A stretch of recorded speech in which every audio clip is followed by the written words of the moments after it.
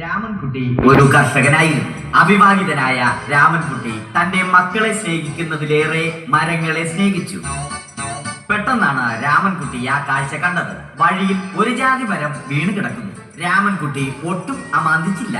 ആ മരം പൊക്കാൻ ശ്രമിച്ചു.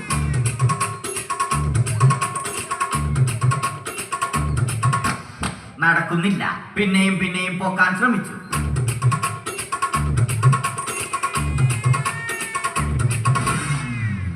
നടക്കുന്നില്ല. രാമൻകുട്ടി വഴിയെ പോയവരെ എല്ലാവരെയും സഹായത്തിന് വിളിച്ചു.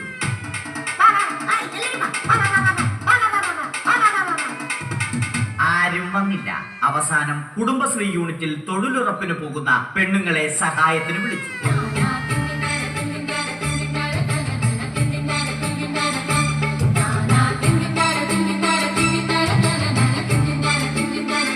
അവരെത്തി. അവർ അവരുടെ സ്ഥിരം പണി തുടങ്ങി. അത് കണ്ട ദേഷ്യം വന്ന രാമൻകുട്ടി മരത്തെ ഒറ്റയ്ക്ക് പിടിച്ചു പോക്കി. അത്ഭുതമെന്ന് പറയട്ടെ, മരം നേരെ നിന്നു. ഇത് കണ്ട തൊഴിലുറപ്പ് പെണ്ണുങ്ങൾ രാമൻകുട്ടിയോട് നോക്കുകൂലി ആവശ്യപ്പെട്ടു.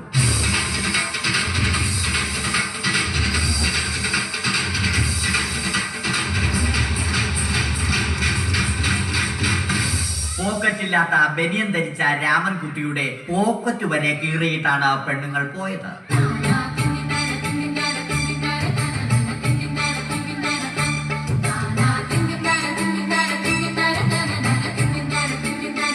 രാമൻകുട്ടി പിന്നീട് ഒന്നും ആലോചിച്ചില്ല. മരത്തിന് ഫാക്ടംബോസ് 2020 സെപ്റ്റംബർ 14 നൽകി. മരം തഴച്ചു വളർന്നു. ഇത് കണ്ട് രാമൻകുട്ടിക്ക് സന്തോഷം വന്നു. സന്തോഷം വന്നാലും ദുഃഖം വന്നാലും രാമൻകുട്ടിക്ക് മരത്തിനു ചുറ്റും ഡാൻസ് കളിക്കുക എന്നുള്ളത് രാമൻകുട്ടിയുടെ മാസ്റ്റർ പീസ് ആയിരുന്നു. ആ മാസ്റ്റർ പീസ് രാമൻകുട്ടി ഇവിടെയും എടുത്തു.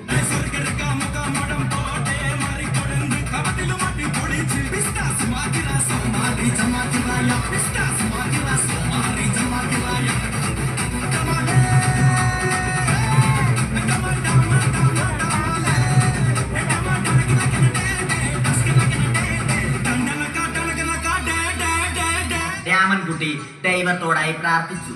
നിങ്ങൾ എനിക്ക് ആയുസ്സും ആരോഗ്യവും തരൂ.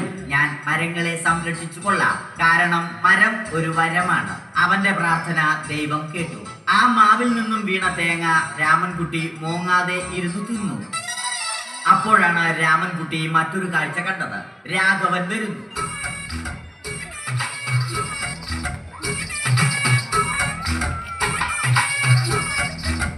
മരം മുറിക്കൽ ഹോബിയാക്കിയ, അതിലുപരി ജോലിയാക്കിയ രാഘവൻ മരങ്ങളുടെ ശത്രുവല്ലേ. മരങ്ങൾ മുറിച്ച് ഫർണിച്ചർ പണിയുന്നത് തെറ്റല്ലേ. അവനെ ഇതിൽ നിന്നും പിന്തിരിപ്പിക്കണം. അവർ തമ്മിൽ ഒന്നും രണ്ടും പറഞ്ഞു. സംസാരം മൂത്ത് വാക്കേറ്റമായി. അത് പിന്നെ അടിയിൽ കലാശിച്ചു.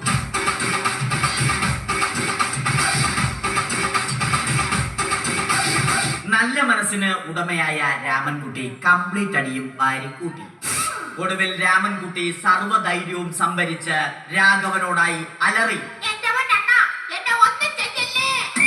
മനസ്സലിഞ്ഞ രാഘവൻ രാമൻകുട്ടിയെ അരികിൽ വിളിച്ചു. കൈവാക്കിന് കിട്ടിയ രാമൻകുട്ടിയെ രാഘവൻ ഒട്ടിറൊട്ടിയാക്കി മരത്തിനൊട്ടിച്ചു.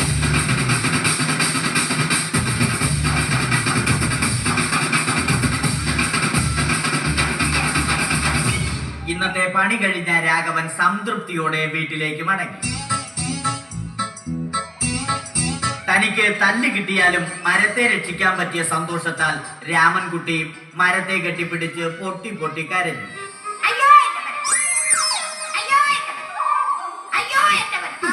കാരണം മരം ഒരു വരമാണ്. കെട്ടിപ്പിടിക്കൽ ഏറ്റുവാങ്ങിയ മരം നാണം കൊണ്ട് ചില്ലകൾ താഴ്ത്തി. മരത്തെ രക്ഷിച്ച ക്ഷീണത്തിൽ രാമൻകുട്ടി മരച്ചുവട്ടിലിരുന്ന് ഉറങ്ങിപ്പോയി. പെട്ടെന്നാണ് അത് സംഭവിച്ചത്. പ്രകൃതി അതിന്റെ തനിക്കോണം കാണിച്ചു തുടങ്ങി. മഴയും കാറ്റും ഇടിയും വന്നു. അതോടൊപ്പം കോളും വന്നു. കോളെടുത്ത് രാമൻകുട്ടി പറഞ്ഞു. കോൾ കട്ടായി. രാമൻകുട്ടി ദൈവത്തോടായി പറഞ്ഞു. കാറ്റും മഴയും അതൊന്നും ചെവിക്കൊണ്ടില്ല. രാമൻകുട്ടിയുടെ മരം ആടി ഉലഞ്ഞു. രാമൻകുട്ടി ദൈവത്തോടായി വീണ്ടും പറഞ്ഞു, മരം ഒരു വരമാണ്, മരത്തെ ഒന്നും ചെയ്യരുത്. വരം കിട്ടിയതുപോലെ രാമൻകുട്ടി തന്റെ ചൂണ്ടുവിരൽ കൊണ്ട് മരത്തെ താങ്ങി നിർത്തി. ചൂണ്ടുവിരൽ വളഞ്ഞ് ചൂണ്ട പോലെയായി. ഇനി മീൻ പിടിക്കാൻ കൊള്ളാം.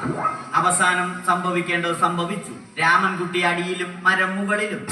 അന്ത്യശ്വാസം വലിക്കുന്നതിനു മുമ്പ് രാമൻകുട്ടി ദൈവത്തോടായി ഇങ്ങനെ പറഞ്ഞു, എന്റെ